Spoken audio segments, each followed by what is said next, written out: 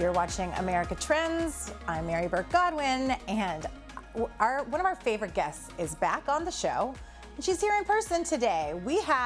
She's a Forbes business and PR strategist. I need to talk about all the amazing things she's done first. Founder of the Pitch Club, TEDx speaker, top-ranked podcast host, two-time best-selling author, wearing a beautifully pink jacket, Rebecca Cafiero. Welcome to America Trends and welcome to Loft 100 Studios. Thank you. It is so fun to be here in person. It's totally different. It's different, and right? even better. Even better. We have a lot of fun here in the studio. Jason, Chloe, our team, Jared in the control room, and you got to meet Bianca, who you email with all the time. Takes a village. Well, welcome. We're so glad to have you. Sorry it's freezing cold. Usually totally San Diego is much warmer than it is now. It's just that's what NorCal temperature is. You brought it down to us. Thank you very much, Rebecca. So I feel like, you've come on a lot of times and you have such a breadth of knowledge about a lot of different topics. And we have a couple today, but the one that we picked for this segment is very near and dear to my heart. It's podcasting. And I have on my bucket list to start a podcast. You're talking to the right person. Everyone at home, I hope you enjoy this, but I'm going to get a lot out of this. And I'm going to start a podcast after this. But I really think that this is because podcasting has been so popular for now a good chunk of time.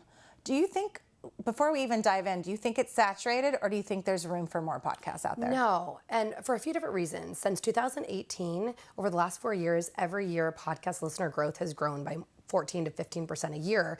So now in the US, there's over 110 million people listening. Wow. And in the world, almost 500 million people listening to podcasts. Wow, okay. And so even though there's a lot more podcasts, there's even more people listening.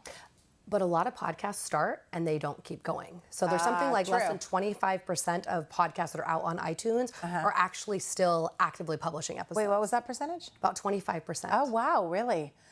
Because it's a commitment. It's not easy. I mean, I think that there's a misconception, and maybe we can talk about that we'll just record and put it out online, but there's a lot that goes to it. I mean, it's like running a small business. Right. To make it good and to have, the longevity of it, right? So talk to me about, first of all, what do you think is the power behind podcasting? Well, most people like to compare podcast to social media. And there's a few reasons that I feel that podcasts are really superior or more powerful. So one is that it's an audio versus a visual. Now, not saying that people don't multitask when they're doing social media, but when you're listening to a podcast, you can be walking the dog, you can be driving, safely driving, not looking at your phone. You could be doing other things. Grocery store shopping. Exactly. I do it all the time. Yeah, I listen all the time. Cleaning the house, doing the dishes, like all of those things. But the thing that's even more important to understand is actually the income of the listeners. Because there's a lot of 12 to 18-year-olds that are on social media and probably on social media more than you and I are, right? And so if you're thinking about who do you want listening, the podcast average income demographic is significantly higher than anyone on Instagram, Facebook, or TikTok. It's more up there with LinkedIn. Okay, that is such a great point, a very important point that business owners and entrepreneurs need to kind of hone in on, because I feel like there's a pressure to do the TikToks, do the pointing and the silly videos, but who's watching those, and really what's the ROI to that? Absolutely. We don't know. I mean, it's brand recognition, and for some people it works really well. However, you can really hone in, and then your target demographic can actually buy your product. Well, and most people are doing all this marketing that they don't even like. Right? Yeah. So it's like, stop doing marketing you don't enjoy. I mean, yes, there's some marketing that's really good that you probably need to learn, but most people, if you're podcast guesting, means you need to be able to turn on Zoom, which is where most podcasting happens now, speak into a mic or just an Apple headset and talk about your business. And that's something pretty much all business owners and entrepreneurs already enjoy doing. Okay, so there's a couple things there. Podcast guesting, is that what you just said? Yes. So trying to get as a guest speaker on a podcast before you start your own. 100%. Or would you say do both at the same time, or what's the order there? No. So I started guesting before I started my own podcast. Okay, guesting. I love this. Is the short. Guesting. Like what I'm doing here, right? Yeah, you're guesting. You don't have to have your own show to be able to get that visibility. Okay, yeah. So for a couple of reasons. First, if you do want to do a podcast, I mean, we're not going to talk about you because you're experienced as a host. But if someone wants to start a podcast, it's better to understand the other side of it. Like, what is a good interview? So if you want to guest, you don't have to spend any money, right? You're not editing the episodes. You're doing really nothing except showing up and shining, and then, sending it to your email list or tagging it in social media, doing a little bit of marketing of your actual episode.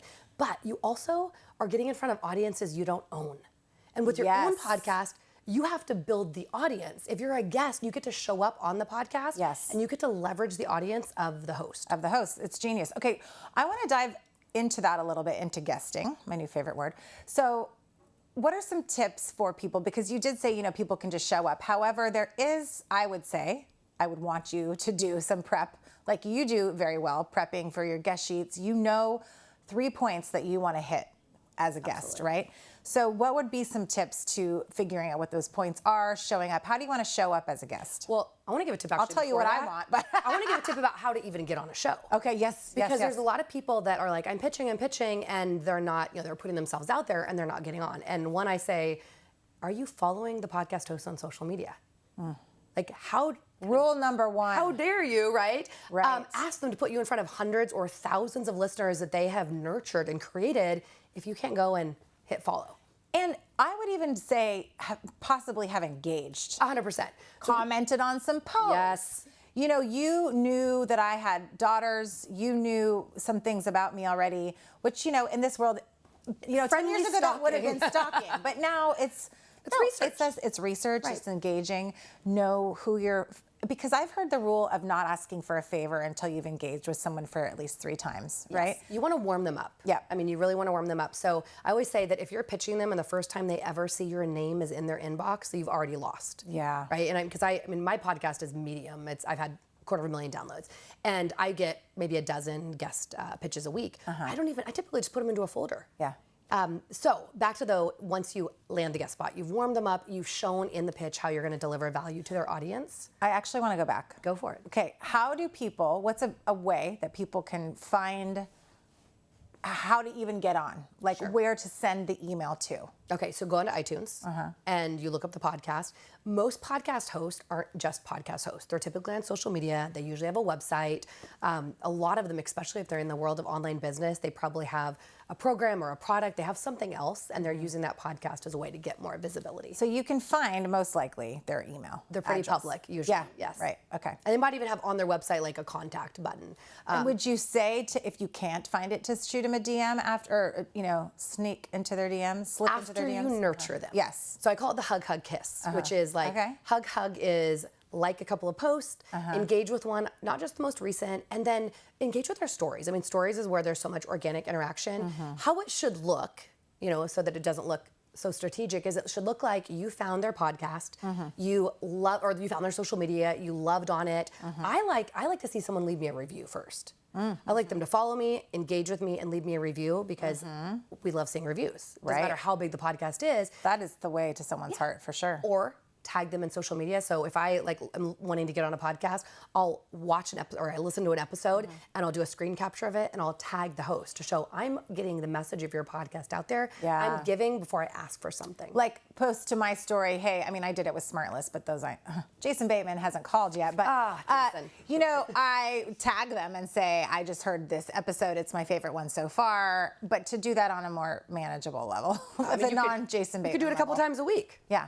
yeah, smart. Okay, so you're in their inbox, you get booked, then what happens? Well, I mean, obviously show up professionally, right? Be prepared. I like to listen to a recent episode, or, you know, watch their social media the day before so I can comment on something real time. I mean, obviously just know what you're going to be talking about, and pitch something that's for their audience, that's not just for you. Make sure you're delivering that value to the audience. Yeah, I love that. And you know, knowing that, having the topics, but then also being prepared for something that might just come up. Because you and I have been talking, and then I think, oh, wait, I want to ask you about this thing. And we kind of totally digress into another subject, but just be willing to go with the flow, right? And don't ever ask the host to send you interview questions first. It's not going to happen. Sometimes I do, but rarely do I. Right. I mean, if I'm trying to make someone feel more comfortable, but rarely, I'm just like, we're just going to talk. Well, and a good interview should be an actual conversation. It shouldn't be like, here's the 10 questions that we're going to hit, right? Right. If we get to the third, then we're not doing our job. Exactly. That means we haven't gone on a tangent. That's what I've heard. Yeah. But the biggest thing, I think, is that understanding that you're there for a reason, right? You're there to give visibility to your product, your service, your offering, your story, like whatever is that mission that you've got that is getting you on the podcast in the first place.